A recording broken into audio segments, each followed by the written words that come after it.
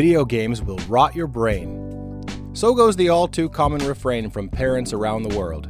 But not this parent. I absolutely believe that video games increase creativity and cognitive reasoning. But I wouldn't make a video like this without bringing receipts. As you guys know, I have a pretty big collection of handheld game machines. But by far, the best one in my collection is this one that my son made for me.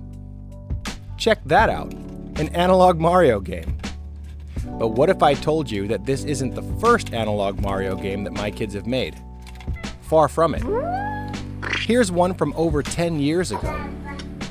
I remember I told my son not to play Mario too much on the Wii, so he went and made this 2D paper version instead. This is literal Paper Mario.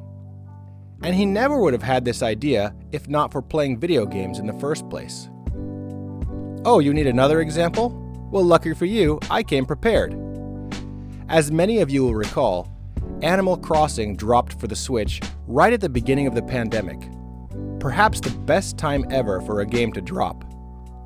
My kids were obsessed, taking turns playing the game so that the Switch was basically on non-stop. At one point, I thought they were playing it too much, so I made them stop.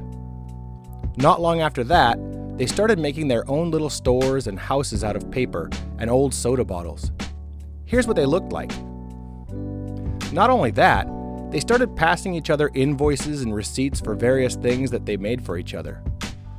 With the schools closed due to the pandemic, they had enough time on their hands to start sewing stuffed animals from the Animal Crossing universe. Here are a few of their best creations. Any game that can get a 12-year-old boy to sew dolls with his little sister gets an A in my book. And don't get me started on Perler beads. Here's a little character that sits on the door handle of our bathroom. My kids made every character from Bubble Bobble to a Bobo from Double Dragon. And this is all IRL creativity. In the game world, kids are able to be even more creative. Of course, there are the art-based games like doing paintings in VR, but games like Animal Crossing and Minecraft are incredibly creative in the game world itself. Here's a portrait that my son made of his friend, made entirely out of Minecraft blocks.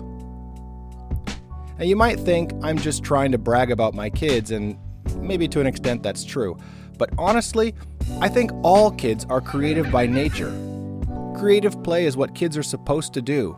But done correctly, video games can inspire creativity, not distract from it.